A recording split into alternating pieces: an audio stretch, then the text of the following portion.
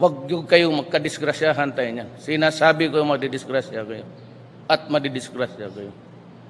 Hindi ako urong dito. And I said, I would stake my honor, my life, and even the presidency.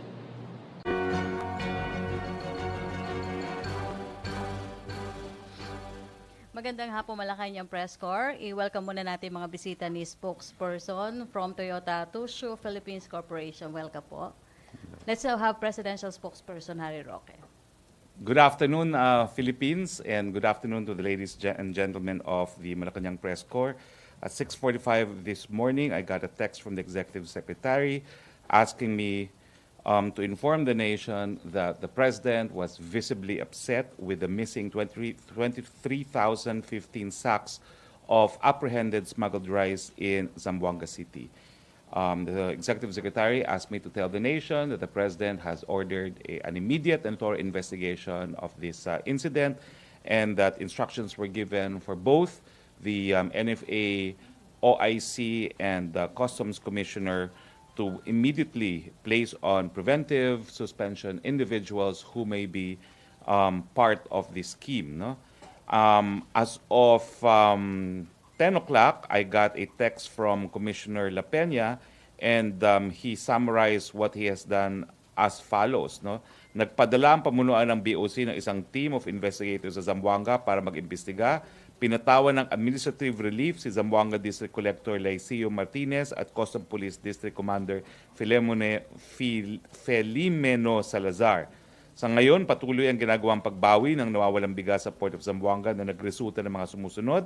Una, noong October 1, ang pag-recover ng 5,000 sako ng bigas sa Basulta Traders Corporation Warehouse.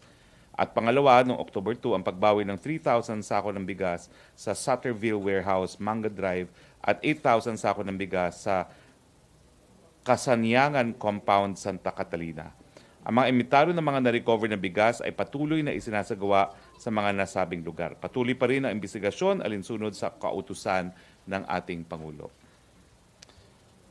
Magandang balita po sa mga magsasaka sa Davao.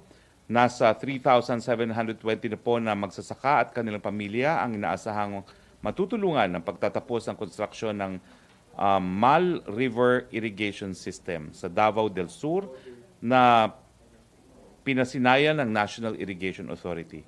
Ang proyektong ito ay pinondohan sa ilalim ng Japan International Cooperation Assistance at ito ang kauna-unahang proyekto na tapos ng National Irrigation Sector Rehabilitation and Improvement Project or NISRIP.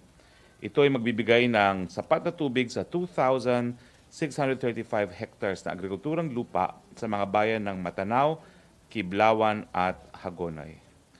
We're now on top of the ASEAN Manufacturing Purchasing Managers Index in September. According to the Nikkei ASEAN Manufacturing Purchasing Managers Index, the country got a score of 52. There are 7 countries measured, which included the Philippines, followed by Malaysia, Vietnam, Indonesia, Thailand, Singapore, and Myanmar. Questions from the Malacañang Press Corps? MPC question? Celerina.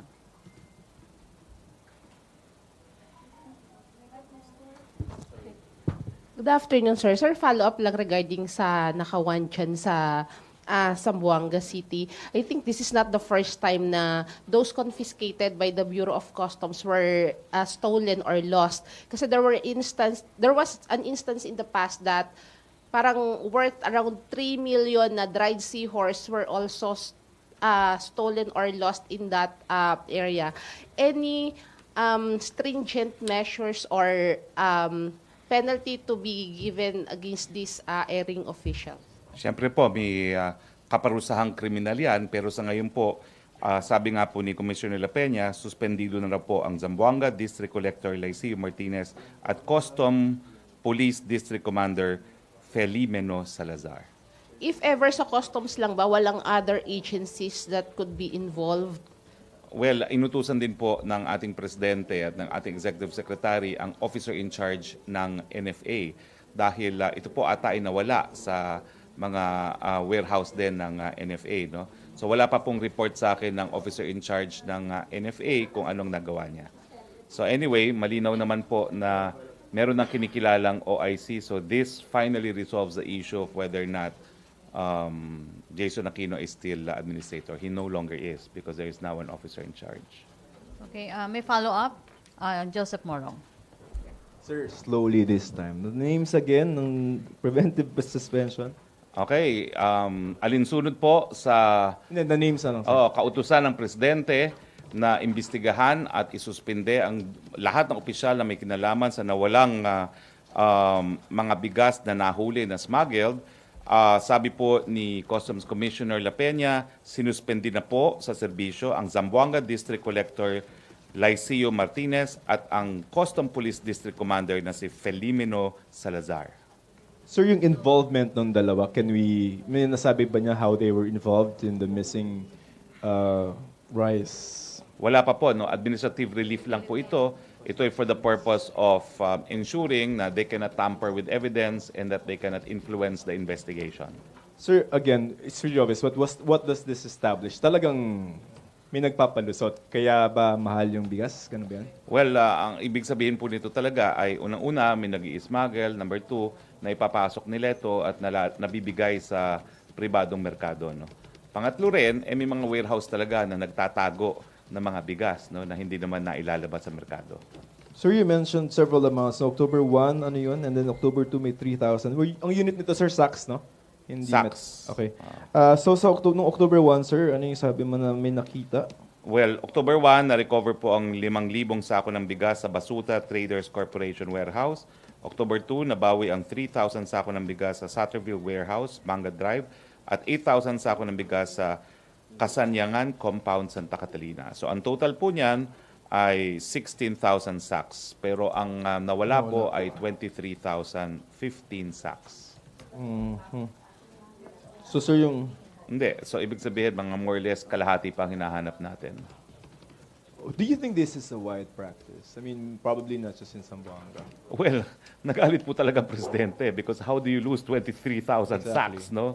I mean, it's incredible, no? Obviously, it cannot be done in a clandestine manner. Nakita ng lahat ng linalabas itong mga nahuling bigas at incredible. At kagalit-galit naman talaga na napupuslit ang ganitong karaming bigas na nahuli na ng gobyerno na being smuggled. Follow-up? Sir, sorry. Yung mga warehouses, wala bang liability? Well, I'm sure po pinag-aaralan na po ang kanilang liability pero hindi pa po natin alam kung ano yung investigasyon dyan. Okay. Thank you, sir. May follow-up? Follow-up, Hannah?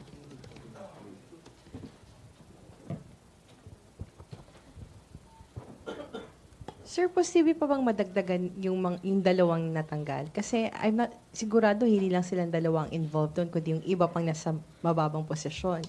Does it mean na sa susunod na araw may matatanggal pa, madadagdagan pa? Well, ang pag-uutos masisiba? po ng presidente was directed to the NFA OIC and to Customs Commissioner La Peña. Wala pa po tayong report na nakukuha sa NFA kung meron na siyang ginawang hakbang. Kasi anong assurance natin, sir, na natanggal yung dalawa? Pag nag-die down yung issue, baka bumalik yung practice kung ito nga yung practice doon, sir. Kasi maraming involved, hindi ng dalawa para ma-smuggle yung mga bigas, sir. Tama po yan, pero I think naramdaman nila ang galit ng presidente. No? At tingin ko ay alam na nila na gagamitin na ng Estado ang lahat ng kanyang kapangyarihan para masupil na itong ganitong mga patakaran. Okay. Follow-up, Ina? Sir, you used the term scheme to describe what happened there. If you have any initial information on how this scheme supposedly works? Wala po. This is all that I got from Commissioner La Peña.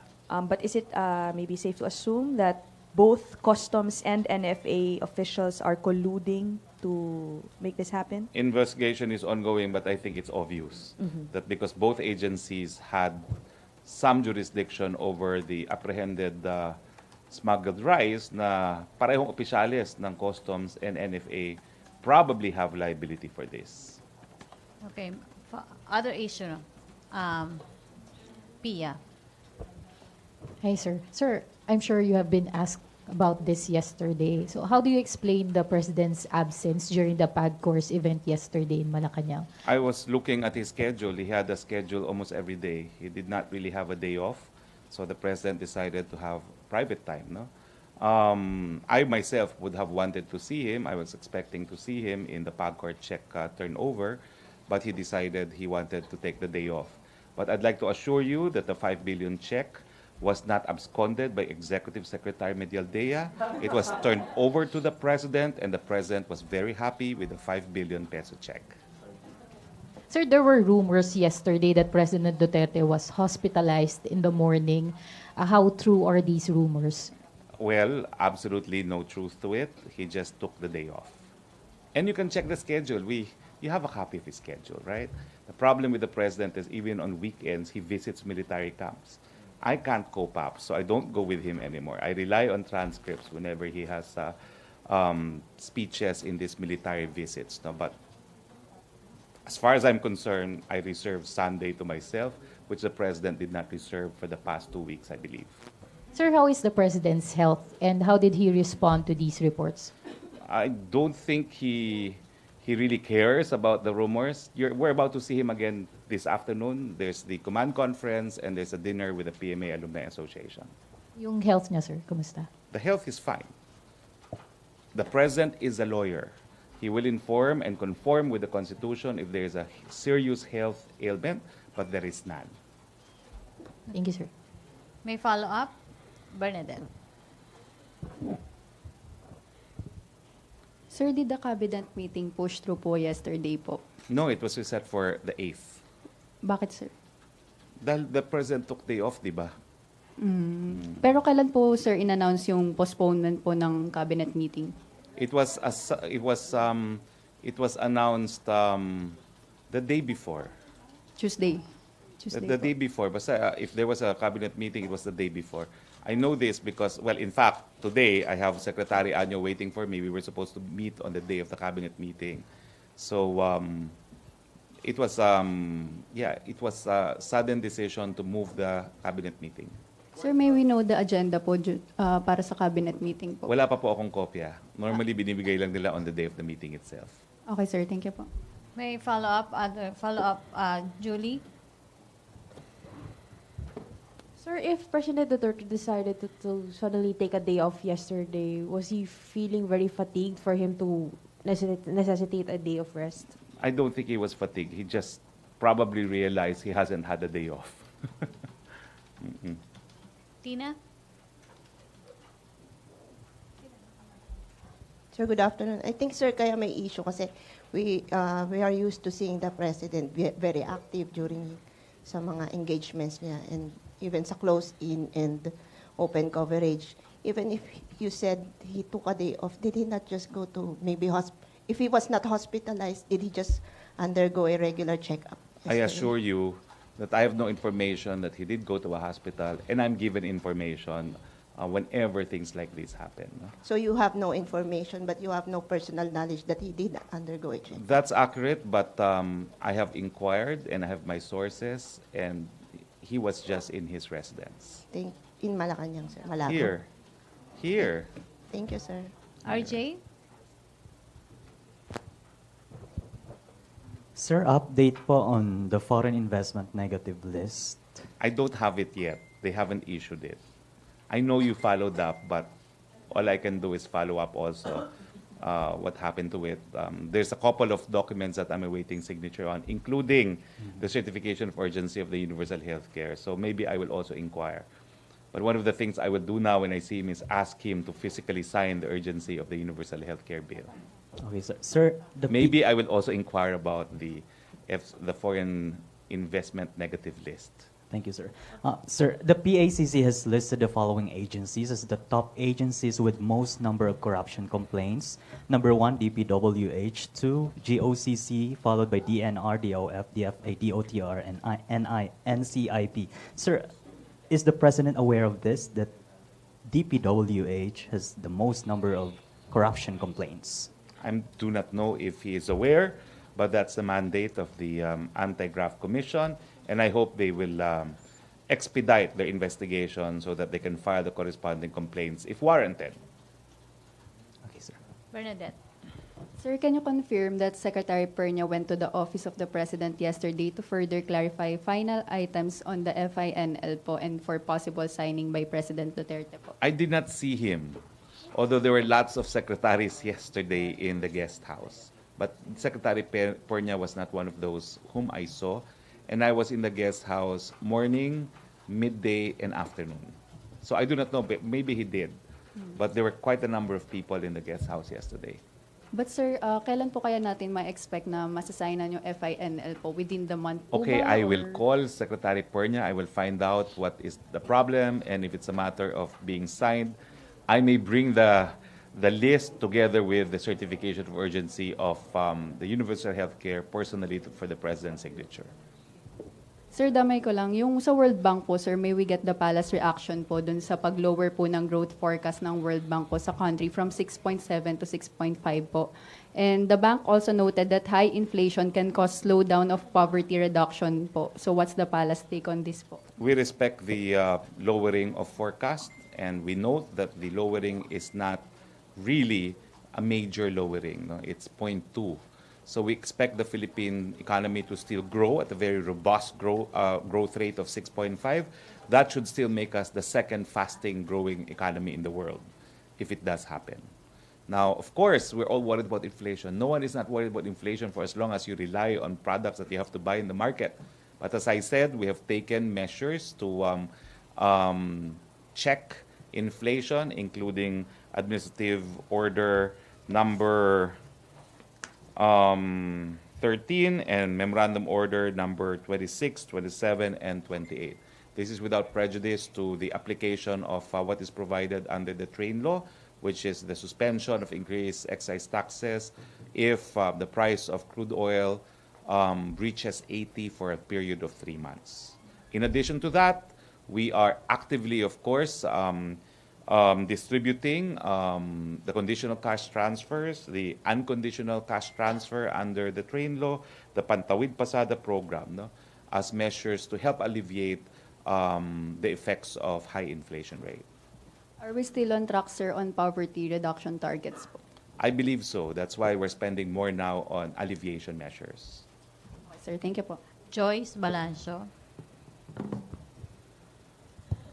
Sir, later, ang event ni Pangulo ay joint command conference ng AFP, Yes. PNP, and also dinner with Philippine Military Academy Yes, alumni. as I mentioned earlier. May kinalaman po ba dito, sir, ang Red October ouster plot? Do we expect na pag-uusapan to doon? Once a month po itong command conference, as you know, and I will give you updates too on what happens to that meeting. Whereas the Philippine Military Alumni is, I think, it's also a regular thing once a year, no? So, wala naman po kinalaman ng Red October. Alam niyo po, again, we have no doubts Red October exists, but we also have no doubt that nothing will come out of it because of the incredible support of the people to the President. Hindi naman po magsasagawa ng loyalty check si Pangulo. Hindi na po kinakailangan. Okay, from Tina Maralit, sir. Reaction daw po dun sa sinabi ni Senator Kiko Pangilinan to stop dragging the LP sa Red October plot because the military already cleared them of any involvement. Well, I don't think the military cleared them at all. I think the intelligence report remains. Investigation is ongoing, and if we obtain additional evidence, then perhaps it will be followed by the filing of cases. Let's allow our law enforcement agencies to do their work. Okay, thank you. Rosary? Sir, sanction po ba ni Pangulong Duterte yung pagre-release ng info ng AFP regarding sa red tagging ng 18 universities and colleges? That's intelligence report of the AFP. That's their job. Pero- And quite frankly, if you ask me, it hardly surprises me. Because of course, the CPP-NPA will try to recruit students. But the reality is, none of the schools, I think, will openly endorse such a recruitment. And of course, this recruitment is undertaking in a secret manner, no? So it's not as if they will have a booth for students to enlist to become members of KM or CPP-NPA. But let's face it, they are recruiting. It's not a cause of worry. It's just a statement of fact. But we have no doubts that none of the schools are openly supportive of such initiatives. So sir, ito po yung inline dun sa binanggit nyo po nung nakalipas na ang magagawa ng Duterte admin ay ihayag sa publiko yung mga efforts. It's a statement of fact. At alam nyo, ambisyoso talaga yung CPP-NPA. At tagal-tagal nga nilang gustong buwagin ng gobyerno, wala naman nangyayari sa kanila. So dream on. Pero sir, ang binabanggit po kasi ng mga student activists, mas open sila sa repression and abuses dahil po sa bibigay ng ganitong 2 klaseng taon na po ang information. presidente, wala naman pong pinapa-arrestong kahit sinong estudyante pa, no? So pabayaan nyo sila. Ang presidente nga po, napakataas ang tolerance sa freedom of expression. The one thing we have to give credit to the president, no? He's not bothered. Ang ayaw lang niya yung mga dayuhan ang mag-criticize sa kanya. Yun, nagagalit siya. Okay, Rose Novenario. Hi sir, good afternoon. Sir, alam ba ni Presidente yung pagsibak dun sa number 2 man ng PIDEA dahil sa di umano'y pagkakasangkot dun sa nawawalang 6.8 billion shabu? At Well, ano kaya kung- yung ano niya do reaction? Well, hindi ko po alam kung alam niya, but let PIDEA officials do their job. No? Kung nagsibak sila, and there is of course security of tenure towards employment, they must have good grounds. No? So we trust that there are good reasons for the termination. So hindi kaya ito contradiction dun sa sinabi ni Presidente na yung 6.8 billion po yung sa magnetic filter to na parang sinabi niya ano lang yun hindi totoo na may lamang shabu yung magnetic filter. Pero sa budget hearing ng PIDEA, inamin ni Director General Aaron Aquino na yun nga mismo opisyal nila sangkot Well, hayaan na po natin sila dahil sila nakakaalam ng mga katotohanan dito. No? I'm sure there was a process before they decided to terminate, and we stand by that decision. So ano yung marching order po sa PIDEA na tungkol Gawin dun nila sa... ang trabaho nila, no? Kung meron talaga nakipagsabuatan sa mga drug smugglers, sipakin silang lahat, no? At patawan ng parusa. Kasuhan, sir. Kasuhan, syempre, hindi lang tanggalin. Thank you. Okay. Babalik muna tayo sa Red October. Henry. Secretary, yung binanggit ng Pangulo na eliminate all rebels, ano po ito? Anong konteksto nito? Konteksto is he wants to end the insurgency by next year. Ano po ito? Shoot on the spot? Pag nakakita ng NPA ang polis at sundalo, barilin agad? What is that? They have to comply with the laws and customs of warfare. There are rules applicable to non-international armed conflict, and of course, every professional soldier or policeman will have to abide with IHL. Ang NPA ang ikonokonektang primary mover nitong Red October, pagpapatalsik sa Pangulo. Hindi ba na pag-uusapan ng total war, all-out war laban sa NPA? Alam nyo, meron naman talaga tayong putukan laban sa NPA. So, ang katotohanan, kay all-out kay hindi, mahina naman talaga yung NPA. They have pocket territories. The ICRC classifies them as low-intensity conflict. So hindi naman talaga sila napakalaking banta, as in fact, they only have pocket territories. No, that's important because yung applicability ng laws and customs of warfare will only apply in areas which are actually controlled by the NPA. No? So kakaunti naman po ito. So ang pagkakautos ni Presidente, kaunti lang naman yan. Sige, tugisin na natin at tapusin na natin itong insurgency by next year. Pero syempre, the military option is only one. We still offer packages for rebel returnees, and we're still addressing the root causes of rebellion, which is poverty, through our different poverty alleviation programs. So bukas pa rin yung option na makipag-usap ang pamahalaan, hindi lang doon sa anggulo ng localized peace talks.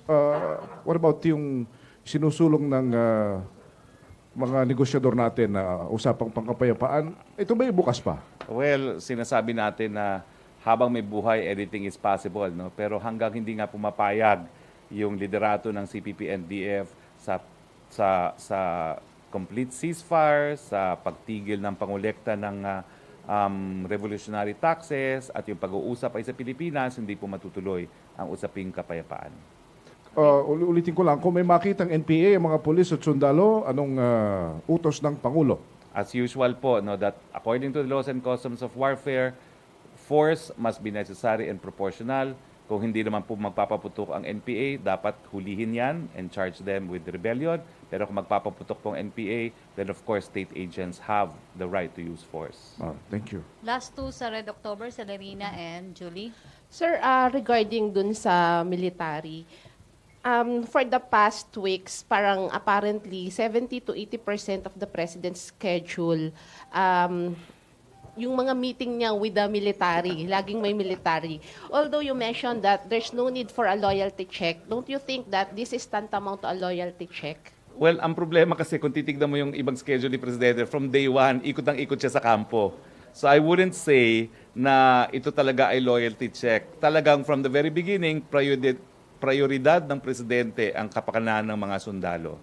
Yun na talaga ang pulisiya niya since day one in office. But sir, it appears na since lumabas tong sinasabi na ouster plot, ay mas naging frequent yung pagdalaw niya sa mga military camps. Well, Meeting siguro hindi yan loyalty check, no? But it's just the President sending the message na importante ang kanyang mga kasundaluhan at ito ay napapatunayan ng kanyang walang tigil na pagbisita sa kanila.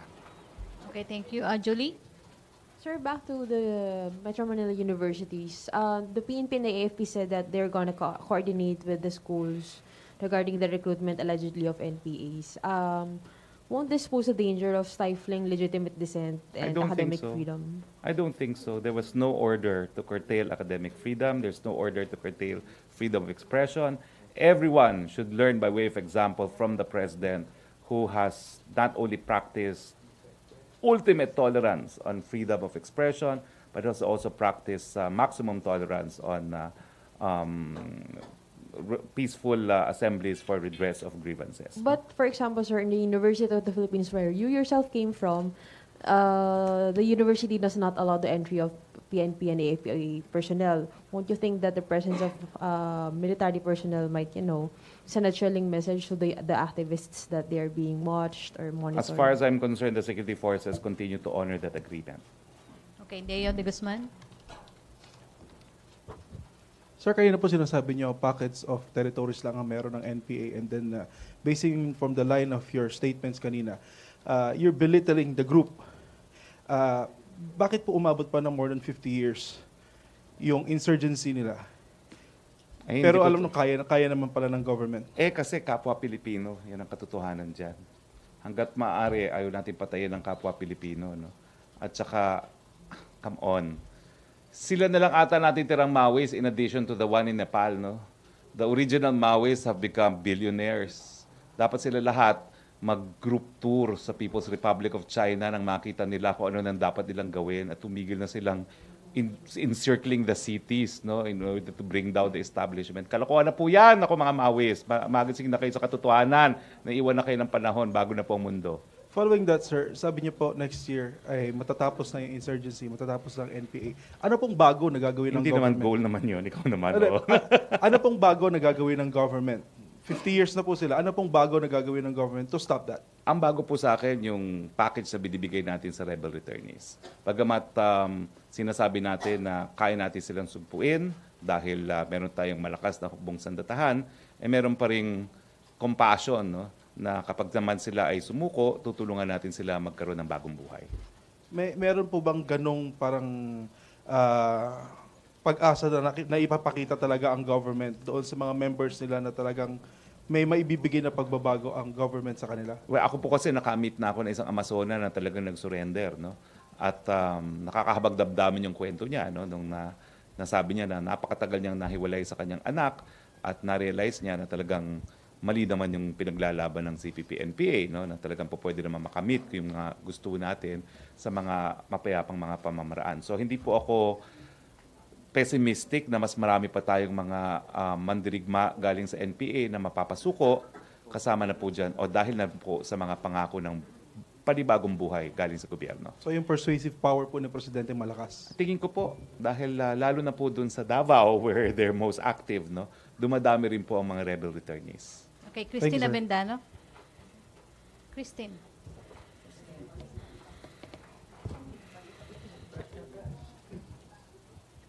Hi, sir. Sir, just to clarify, you said parang maraming cabinet secretaries yesterday sa guest house. So, yun ba yung supposedly there was supposed to be a cabinet meeting yesterday?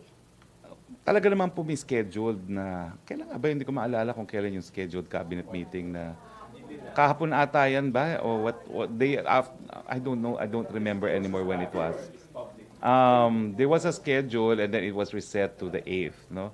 Pero kahapon, I did see, the usual naman. It's just that Pero why was most it, of the time, you don't see a lot of them. But yesterday, madami naman sa guest house, no? So, but I only saw the usual. Cabsec, ES, Bongo. Pero why was it reset? Because the president Martin decided Andanar. to No, take they were a just day meetings ongoing. No, I mean, you said na reset because the president decided to take a day off yesterday. Well, marami rin. Like ako, I was supposed to have a meeting with Secretary Anyo and Secretary Tugade. Hindi na natuloy. And we just agreed na for Secretary Anyo today because there's going to be command conference. No, I mean, sir, And with Secretary Tugade for next time. Pero it's the same naman eh. It's the palace-based secretaries who were just meeting yesterday. No, I mean, it was reset because the president decided to To take a day off yeah, he did not yesterday. want to push through with his schedules, no? Pero have you seen the president or talked to him? Well, as I promised Senator JV that for the certification of urgency of the universal health care, that if need be, I will go to his residence and I will take a picture of him. But I don't think that will be necessary because there will be a command conference later and a dinner with the PMA. Why would you say na you need to take a picture, sir? Para nga matigil na yung talk, no? Lahat kayo texting me about his health. Ano ba naman ang gusto niyo pa sabihin ko? Sinabi ko na sa inyo, siguro naman may track record ako na kapag seryoso yun, sasabihin ko. Pero hindi naman talaga, no? Maraming wishful thinking dyan. Makarma sana yung nagwi-wishful thinking na magkasakit ang presidente, no? So mamaya may video, sir, or picture? May video or picture because it's closed eh. Ay, di ako na ang kukuha ng picture. Sige, ayan. Sige, ako na magkukuha ng video. Magpapabati ako. Nagpapabati si Joseph Morong, sabihin ko. Ayan. Follow-up, Ina.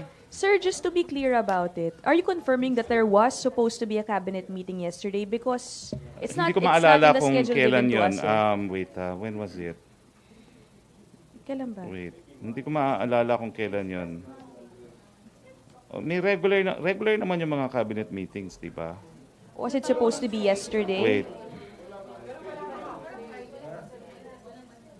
Wala na-update ko na yung calendar ko kaya wala na siya. So I can't remember when it was supposed to be. So are you, sir, was there supposed to be one yesterday or not? I'm not sure if it was yesterday. I'm not sure if it was yesterday or Tuesday. I can't remember now, no? But So, there sir- was supposed to be and it was reset for the 8th. Meron. Nabura ko na kasi, na-update And na that yung is calendar the ko reason eh. why cabinet secretaries were in No, it was Malacañang completely- yesterday.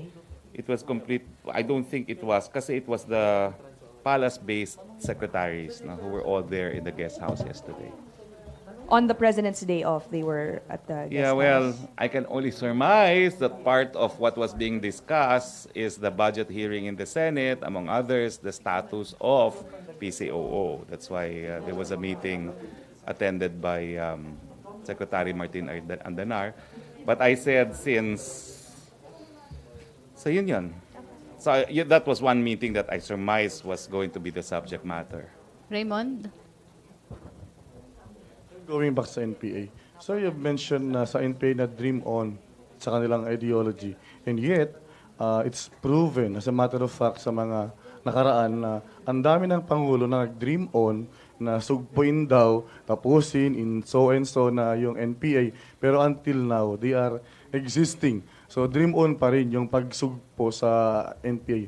Anong meron sa Duterte administration na this time hindi na dream on at you can actually realize that dream?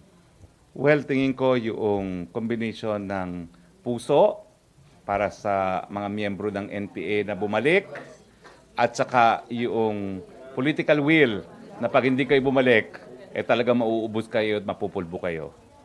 Pero the elements of a revolution, for example, yung stomach revolution, yung inflation, nariyan pa rin yung mga elemento ng pakikibaka at pakipagtunggali. So, Naku, hindi na pang press briefing yan, pang group discussion na yan, no? Pang DG na yan. So, let's schedule ultimatum, another last one. point. Any ultimatum or dream on ultimatum? Ang sinasabi po natin is, hindi na po kayo magtatagumpay. So sa mga mandirigma ng NPA, yung inyong inspirasyon at China, kapitalista na po. Hindi na po sila nakikipaglaban, nakikipagnegosyo na po sila, nakikipagkalakalan na sila. So kung gusto ninyo, pumunta na lang kayo ng People's Republic of China at mag-ambisyon na rin kayo maging bilyonaryo gaya nung mga mga kapatid ninyong Maoist sa People's Republic of China. Okay, Gumising na kayo sa katunayan ng laos na yung paniniwala ninyo. okay, last four. Laos na. RJ, Pia, Joseph, and Nestor. Sir, Commissioner Bellicatu said that Congress remains to be the most corrupt branch of government because they Which? continue to use the pork barrel system. Does the palace agree? Well, I don't. All I know is that there's a decision against the pork barrel system, and that if he says it persists, I hope he will file charges against individuals. That's their mandate. You're from there, sir. What was your observation? What do you mean? What was party lists? Individuals, congressmen. Unfortunately, the reality is we're second class in Congress. No, So you so don't I like- think you should ask the district congressmen who control the district engineers of the DPWH. You don't agree, sir, that is the most corrupt branch? Wag namang most corrupt. There's corruption. Wag namang most corrupt. That's from the PACC, sir. Well, as an ex-congressman, that's unfair. And according to him, Congress should also be abolished. I disagree because it's part of our democratic system. Thank you, sir. Pia muna or Nestor? Pia. Sir, there's a suggestion from the DILG to disqualify those in the narco list from running in the 2019 elections. Ito rin po ba ang gusto ni President Duterte? Point well taken, but the president is a lawyer. He knows that they cannot be disqualified unless they have been convicted with finality, and the penalty or accessory penalty of disqualification from public office has been decreed by the court. Thank you, sir. Nestor. Good morning, Secretary. Medyo good madami afternoon. kayong tanong ngayon, ha? Secretary Andanar mentioned... Parang feel nyo magtanong ngayon, ha? Oh. Oh. Secretary Andanar, in an interview this morning, mentioned that there are at least 7 to 8 cabinet members who is eyeing to run for the 2019 elections. Is the President aware of this, and how is he preparing for the possibility of this, since this will affect government service, given that we have only 1 week before the official filing of candidacy? The President will not run out of appointees. For every cabinet official that leaves, there's probably 100 people interested in one post. So there will not be a shortage of individuals to fill in the slots or the vacancies to be vacated by cabinet members who are seeking public office. Na-inform na ba siya, sir, with these 7 to 8 Hindi ko cabinet po alam. I members? know with one office, he knows from the very beginning.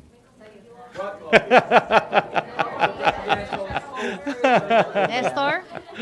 Yes, Nestor. Okay na? Bernadette, may I'll tanong see ka, you. Bernadette? No more na? Oh, last question na. Oh, sige, last two na lang si Joseph and Maricel.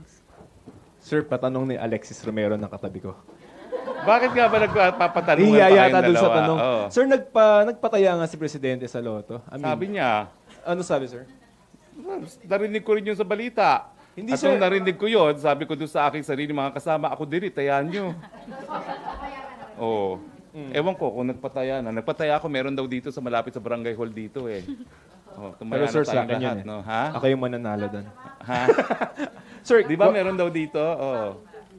Sir, regarding the President's health, I mean, parang every month, may mga ganyan na kumakalat na rumors. Marami kasing wishful thinking. Maya naman kayo, yung mga nagnanais na magkasakit yung presidente, no? Lalo kayo magnais na ganyan, lalo lumalakas. Correct, sir. Siguro i-reverse nila. Sir, ano, is the... Kasi kulit eh. Ang kulit eh. Pag reverse nila yun. Sir, are you serious about your... No. It's just that nakakapagod na eh. Sasabihin nila, may sakit. O lalabas naman, malakas pa sa kabayo. O tapos, sasabihin nila, nawala, may sakit na naman. Ano pang sasabihin ko? Sabi nila dati, may dialysis. You know what I did? One time, ginanong ko yung kwelo niya. Anong ginagawa mo? Tinitignan ko kung meron ka dialysis. Eh, wala naman. O, tinignan ko yung ganyan niya. Wala rin. Ginanong ko talaga. O, wala. O. Pero sir, to rest the issue, no? I mean, is the palace willing to maybe issue a medical bulletin? Although the requirement in the Constitution is only when there's grave illness. But since this is persistent, what do you think of Well, issuing? ang punto lang is, please trust that if he has a serious ailment, the people will know. And of course, I keep on repeating this, he's a lawyer, he knows his constitutional obligation. If there's a ground to release it, he will. But for the time being, let's continue to treat medical records as being confidential. Okay. Thank you. Maricel? Good afternoon, sir. Just a quick follow-up on Nestor's question. Does it mean, sir, that the President already made up his mind on who to appoint just in case na mag-resign na yung sinasabing 7 to 8 cabinet officials? Hindi naman po siguro because I wouldn't know. Parang sinasabi ko lang is, wala naman pong problema yan. For every vacancy, there's 100 applicants. No? So, walang pong problema mga kapalit. Pero sir, since next week na siya, how will it affect the operation of the executive department if it's indeed true na 7 to 8 officials yung mawawala? Medyo Wala pong madami-dami epekto yun. because there's always a rule. When there's no secretary, there's always an OIC appointed. So there will never be a vacuum in any cabinet position. Okay, thank you, sir. Okay, no more questions? Chris? Thank you. Okay, Chris? Sir, Grabe namang wait lang. 1 hour na tayo, no? Oh. Okay, no more questions? Okay. Ghost question? Anong ghost question? Sir, are you running ba? Are you running for senator? I think we'll soon find out because the deadline is on the 17th. So we will find out from the 11th to the 17th. Bakit, sir, ayaw mo pang sabihin? Hindi pwedeng sabihin yan dahil nagtatrabaho pa ako as spokesperson. See, it would not be proper. Pero you can say yes naman, sir. It would not be proper for a spokesperson to be talking about political plans. Okay, thank you, Vance. Yes. Okay, maraming salamat, Malacañang Press Con. Thank you. See you on Monday. Thank you, Presidential Spokesperson Harry Roque. Back to main studio sa Radyo Pilipinas and People's Television Network.